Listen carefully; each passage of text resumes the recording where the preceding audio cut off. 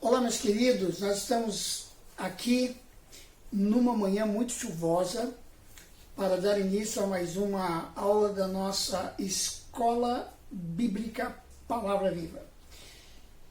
Nós estamos tratando aqui na nossa escola sobre o tema As Doenças do Nosso Século. E nós estamos falando aqui sobre as doenças na área social, começando com a desobediência aos pais. Como esse tema ele é muito importante, porque ele abrange várias áreas da nossa vida, nós estamos nos detendo um pouco mais nele, né? E nós terminamos a aula passada falando sobre o Salmo 127, versículos 3 a 5, né? Mostrando que os filhos são herança da parte do Senhor. E o fruto do ventre é o seu galardão, sua recompensa. E os filhos, eles são como flechas de um homem valente, né? E é feliz o homem que enche a sua aljava de flechas, ou seja, de filhos, né? E então nós falamos sobre esse texto, mostramos a importância de nós entendermos que os nossos filhos, eles são herança do Senhor, eles pertencem a Deus. Filhos bem criados são galardões do Senhor, são recompensas para Deus, né?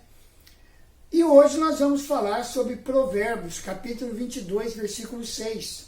Instrui o menino no caminho que deve andar, e até quando envelhecer, não se desviará dele. Os nossos filhos, meus irmãos, eles precisam ser instruídos desde a mais tenra idade. Quanto mais cedo começarmos a instruir os nossos filhos nos caminhos do Senhor, mais cedo nós vamos colher os resultados desta semeadura que vamos fazer.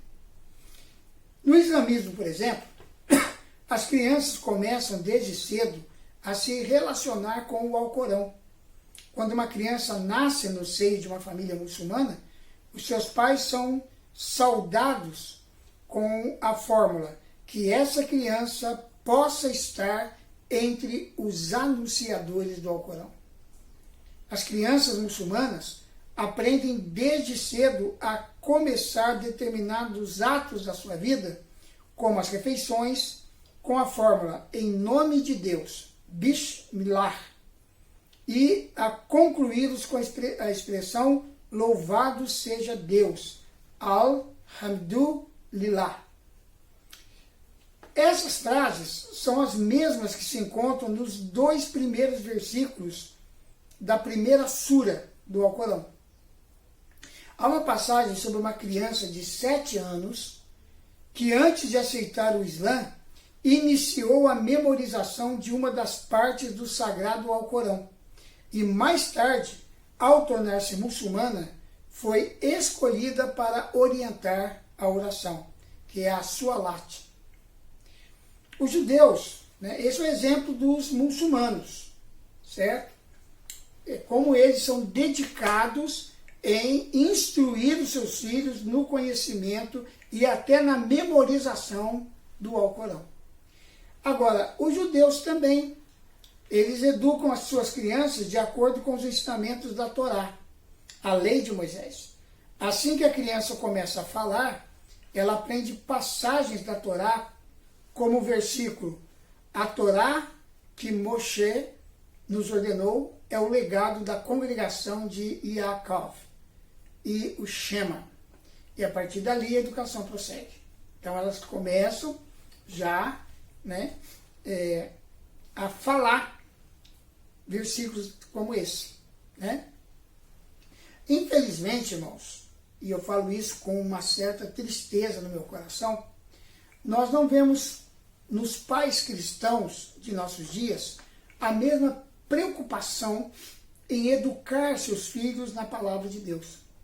Nossos filhos entendem mais de jogos de videogames, de séries americanas e heróis da Marvel e da DC do que os grandes heróis da Bíblia e do maior de todos os heróis, Jesus Cristo. Hoje é comum nós conversarmos com crianças cujos pais são membros da igreja, e as crianças não conhecem, não sabem quem foi Noé, nem quem foi Moisés, nem quem foi Josué, não sabem. Isso tem sido trágico para a igreja. Uma pesquisa feita nos Estados Unidos levou à seguinte conclusão: para cada 200 pessoas que entram para uma igreja, 200 estarão desviadas do Evangelho. Com base no trabalho que conduziu essa pesquisa, descobriu-se que muitos desses desviados não saíram da igreja e foram para o mundo. Estão vivendo dentro da igreja local uma vida religiosa, acomodada e mundana, mas estão sempre presentes nos cultos dominicais. Eu creio que devemos levar a sério a orientação do sábio escritor deste provérbio. Devemos ensinar nossos filhos o caminho que eles devem andar. Mas a pergunta que se faz diante desta ordem é: que caminho é esse? Que caminho é esse que os pais devem ensinar seus filhos a andar quando eles são bem novinhos, para que quando eles se tornarem adultos não se desviem desse caminho? Então, o que pode ser feito? Eu tenho observado que vários pais pensam que esse caminho é o caminho da igreja, do culto, da escola dominical. Mas será que é deste caminho que a Bíblia está falando? Se for este o caminho, eu fico intrigado com o fato de termos tantos jovens que cresceram na igreja e hoje estão vivendo totalmente fora da vida cristã. Recentemente, eu vi a triste notícia da filha de uma grande líder, pregadora do Evangelho, que cresceu dentro da igreja, que fez parte de um grupo musical muito importante no cenário gospel, e desde pequenininha fez parte desse grupo, e agora, publicamente, se desligou da igreja, se desligou do ministério e assumiu uma vida de lesbianismo e de prostituição e de drogas. Algo assustador, né? Vi uma notícia bem recente de o filho de uma cantora gospel também muito famosa. Eu não vou citar nomes aqui nesta aula, eu não quero expor ninguém, eu estou citando exemplos que estão na mídia, que estão sendo divulgados e que entristecem o nosso coração, né? Então, um filho de uma cantora gospel assumiu também a homossexualidade e abandonou o Evangelho, né? Saiu, foi para o mundo. O filho de um outro cantor abandonou totalmente a fé cristã para se dedicar a cantar pagode, até formou uma banda de pagode, filho de um cantor, de um ministro de louvor famoso. O próprio pai também acabou já enfrentando 3 divórcios, já saiu do ministério da igreja. Quer dizer, o que está acontecendo, irmãos? São coisas que nos deixam chocados. Entende? Não estou aqui julgando ninguém, não é esse o meu papel. Eu não sou juiz sobre a vida de ninguém. Eu estou apenas dizendo aos irmãos que alguma coisa não está indo bem na criação de filhos na igreja. E nós precisamos pensar na nossa geração que está vindo aí. Eu me preocupo, hoje eu não me preocupo tanto com os meus filhos. Eles foram bem criados, mas eu oro muito pelos meus netos, que vão viver num mundo ainda mais difícil do que eu vivi e meus filhos estão vivendo, aonde os apelos para as coisas do mundo serão muito mais atraentes. Amados, por incrível que pareça, muitos desses jovens que estão hoje se desviando, indo para o caminho do mundo, das trevas, eles são filhos de pastores, que foram alunos da escolinha bíblica das crianças e cantaram no coral de jovens. Talvez esse seja um sinal de que a Bíblia não esteja falando deste caminho. Não que esse caminho seja ruim. Eu creio que nós temos que ensinar nossos filhos a não somente ir à igreja, mas conviver com a igreja. Eu me lembro que quando eu tinha meus filhos mais velhos, né, hoje já estão casados, já estão formando sua família, mas quando eles eram ainda pequenos, eles nos acompanhavam em todos os lugares que nós íamos, eu e minha esposa. Nós viajávamos com eles deitadinhos ali no banco de trás do carro. Eles dormiam dentro dos templos onde nós estávamos dando seminários e orando com as pessoas. E hoje, eles estão firmes. Mas não é porque eles cresceram na igreja, eles se ambientaram com a igreja. A igreja é o ambiente deles, eles gostam. Josué é líder de louvor na nossa igreja, toca, canta, é líder de jovens, se envolve no ministério, é pregador da palavra. Miguel é envolvido com o ministério de intercessão. E eles gostam, eles vivem a vida da igreja, participam dos grupos de comunhão, são super envolvidos, porque é o ambiente deles. Eles se sentem bem na igreja. Mas esse não foi o caminho principal que nós ensinamos eles, não. Antes desse caminho, o caminho do culto, da escola bíblica, nós ensinamos eles o caminho que a Bíblia diz. Jesus, ele nos dá uma boa resposta a essa pergunta em João 14,6. Qual é o caminho? Respondeu-lhe Jesus: eu sou o caminho, a verdade e a vida. Ninguém vem ao Pai senão por mim. O caminho que você deve ensinar para o seu filho é o caminho que leva para Jesus. A igreja pode ser um ambiente que vai lhe ajudar a ensinar esse caminho, mas ela não é nem o caminho e nem é o principal meio de se ensinar o caminho. O melhor lugar para o seu filho aprender o caminho é em casa, na convivência com pais que aprenderam a trilhar o caminho e agora podem ensinar seus filhos a trilhar esse caminho. O caminho é Jesus. Paulo nos ensina como trilhar esse caminho em Colossenses 2, 6 a 7. Portanto, assim como recebeste a Cristo Jesus, o Senhor, assim também nele andai, arraigados e edificados nele, e confirmados na fé, assim como fostes ensinados, abundando em ações de graças. Devemos andar em Cristo, ele é o caminho. Da mesma maneira que o recebemos como nosso Senhor. Receber a Jesus como Senhor da sua vida é o início da vida cristã. Mas uma vez que você o aceitou como seu Senhor e Salvador, você deve seguir a sua liderança, sendo arraigado, edificado e fortalecido na fé. Significa que a partir de agora você deve viver para Cristo. Primeiro, comprometendo a sua vida e submetendo sua vontade a Ele. Paulo, em Romanos capítulo 12, versículo 2, diz: rogo-vos pelas misericórdias de Deus, que ofereçais os vossos corpos em sacrifício vivo, santo e agradável a Deus, que é o vosso culto racional. E não vos conformeis com este mundo, mas transformai-vos pela renovação da sua alma, sua mente, para que possais experimentar qual seja a boa, agradável e perfeita vontade de Deus. Então, precisamos submeter a nossa vontade a Ele. Segundo, buscar aprender nele da sua vida e dos seus ensinos. Né?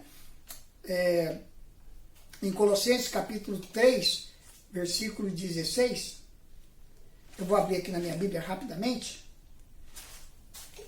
Colossenses 3,16, habite ricamente em vós a palavra de Cristo, instruí-vos e aconselhai-vos mutuamente em toda a sabedoria, louvando a Deus com salmos, hinos e cânticos espirituais, com gratidão em vosso coração. Então, buscando aprender dele, da sua vida, dos seus ensinos. E em terceiro, reconhecer o poder do Espírito Santo em sua vida. Em Atos 1,8, Paulo diz: recebereis poder ao descer sobre vós o Espírito Santo, e então sereis as minhas testemunhas em todos os lugares. Também, em Gálatas 5,22, a Bíblia nos exorta a andar no Espírito, para não satisfazer as concupiscências da carne. Então, Paulo usa a ilustração de sermos arraigados em Cristo, da mesma maneira que as plantas retiram os nutrientes da terra através das suas raízes. Assim retiramos de Cristo a força para a nossa vida. Portanto, o caminho certo é o que nos leva para Deus. E este caminho é Cristo. Eu sou o caminho. Devemos andar neste caminho e ensinar nossos filhos a andar nele. Nessa tarefa, podemos contar com a ajuda da igreja, mas os verdadeiros responsáveis por esses ensinamentos são os pais. O resultado de todo esse trabalho será que os filhos crescerão e mesmo que sejam tentados a se desviar, não se desviarão, pois eles irão praticar exatamente o que aprenderam com seus pais. E assim, nós iremos curar esta doença do nosso século, que atinge principalmente a nossa família. Filhos rebeldes trazem muitos desgostos para os seus pais e se tornam um problema para a sociedade. Mas como pais cristãos, podemos levar nossos filhos a caminhar em Cristo, vivendo um cristianismo genuíno que vai preveni-los no futuro desta terrível doença social.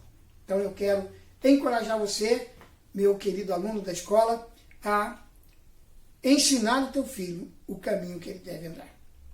E assim, nós concluímos esta aula sobre essa doença terrível que é a desobediência aos pais. No nosso próximo vídeo falaremos sobre uma outra doença de cunho social, que atinge a vida social. Até lá, então, quando nós estaremos de volta com esse vídeo. Mas antes de me despedir totalmente de você, eu gostaria de abençoá-lo e fazer um pedido muito especial para você. Eu estou grato a Deus, na última vez que olhei no nosso canal, estamos com 99 pessoas inscritas. Louvado seja o nome do Senhor. E eu sou muito grato a Deus por isso, por você estar se inscrevendo e recebendo as notificações dos nossos novos vídeos. Mas eu quero também encorajar você a curtir o vídeo. O seu like é muito importante. É uma coisa tão fácil de fazer, mas que para nós significa muito. E você pode também fazer comentários. Aí embaixo você tem um espaço para fazer seu comentário, dizer se você gostou, dar a sua opinião sobre esse vídeo, ok? Nós vamos respeitar a sua opinião.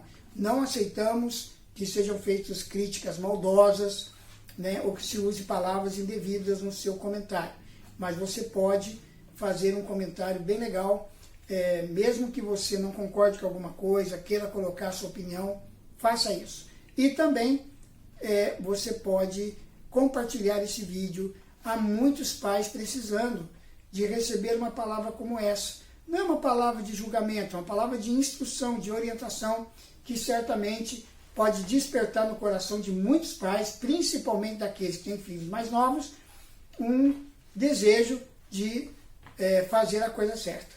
Então, eu quero encorajar você e eu quero abençoar a sua vida, declarando em nome de Jesus que venha sobre a sua casa, sobre o seu relacionamento com seus filhos, a bênção e a direção do Senhor. Eu quero liberar uma palavra de cura para os relacionamentos entre pais e filhos. E que a graça do Senhor Jesus pouse e abençoe a sua casa e a sua família. Amém? Que Deus possa encorajar você nesse propósito. E quero aconselhar você que é aluno da escola a ler bons livros sobre este assunto. Há uma vasta literatura aí que você pode usufruir dela. Mas um livro que eu quero deixar aqui indicado, eu só não me lembro o nome dos autores, mas você vai na livraria, busca o livro Limites para os Seus Filhos. É uma série de livros sobre limites, que foi escrito por 2 psicólogos.